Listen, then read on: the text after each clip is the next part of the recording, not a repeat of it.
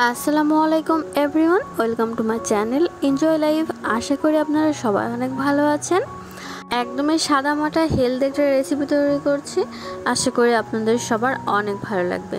আর যদি ভালো লেগে থাকে অবশ্যই লাইক কমেন্ট শেয়ার করতে ভুলবেন না প্লিজ। এই মজাদার হেলদি রেসিপিটা শিখতে হলে ভিডিওর প্রথম থেকে শেষ পর্যন্ত আমার সাথেই থাকবেন। চলুন তবে কথা না বাড়িয়ে রান্না স্টার্ট করি। ফার্স্টে আমি চুলায় একটা প্যান বসিয়ে দিলাম। প্যানটা একটু গরম হয়ে গেলে দিয়ে দিলাম কিছুটা পরিমাণ সয়াবিন তেল। তেলটা গরম হওয়ার জন্য একটু ওয়েট করতে হবে। গরম হওয়ার পরে দিয়ে দিতে হবে পেঁয়াজ এবং রসুন কুচি। এটাকে খুব ভালো করে ফ্রাই করে নিতে হবে। অল্প আঁচে আস্তে আস্তে ফ্রাই করতে হবে যাতে খুব ভালো করে ফ্রাই হয়ে যায়। অলরেডি পেঁয়াজ রসুনের কালারটা চেঞ্জ হয়ে এসেছে। এটা যখনই ভালো করে ফ্রাই করা হয়ে যাবে তখন আমি এটা উঠিয়ে একটা সাইডে রেখে দেব। অলরেডি ফ্রাই করা হয়ে গেছে, একটা সাইডে রেখে দিচ্ছি আমি উঠিয়ে। এই তেলের মাঝে এখন অ্যাড করে দিচ্ছি মিষ্টি কুমড়া কুচি, সাথে কাঁচামরিচের স্লাইস। মিষ্টি কুমড়ার পিসগুলো আপনি ঠিক এরকম করে চিকন করে নেবেন স্লাইসগুলোকে, তাহলে এই রেসিপিটা করতে খুবই সুবিধা হয়। এরপরে একটু সময় কষিয়ে নিতে হবে।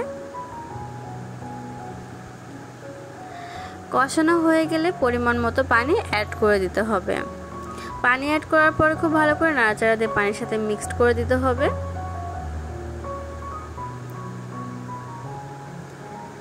এরপর পরের উপকরণগুলো দিয়ে দিচ্ছি পরিমাণ মতো হলুদ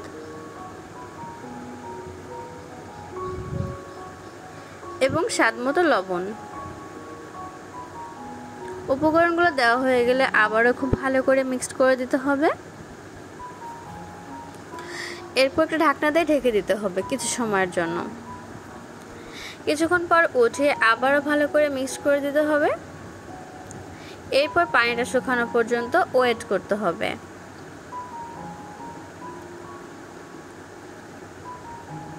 পানিটা প্রায় শুকিয়ে এসেছে দেখতে পাচ্ছেন।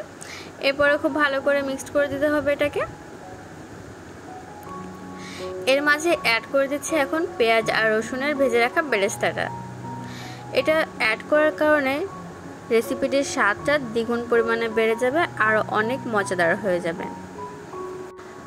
মশলাটা অ্যাড করার পরে বেশ কিছুটা সময় চুলার উপরে রেখে নাড়াচাড়া করতে হবে। যখনই দেখতে পাবেন এক্সট্রা তেল উঠতে শুরু করেছে তখনই আপনি বুঝতে পারবেন যে আপনার রেসিপিটা একদম রেডি হয়ে গেছে।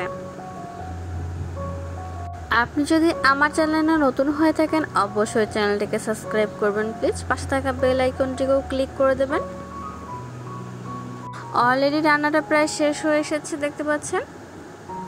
বাড়তি তেল উঠতেও শুরু করে দিয়েছে। আমি এটাকে নামিয়ে একটা বাটিতে পরিবেশন করে দিচ্ছি। আশা করি আমার চ্যানেলের ভিডিওগুলো আপনাদের অনেক ভালো লাগে। আর যদি ভালো লেগে থাকে অবশ্যই লাইক কমেন্ট শেয়ার করবেন প্লিজ। এই রেসিপিটি বাসায় একবার হলেও তৈরি করবেন। আশা করি আপনার ফ্যামিলির প্রত্যেকটা মেম্বারের অনেক বেশি পছন্দের হবে। এতক্ষণ সময় নষ্ট করে আমার ভিডিওটি দেখার জন্য অসংখ্য ধন্যবাদ। আজ এ পর্যন্তই। আল্লাহ হাফেজ। আসসালামু আলাইকুম।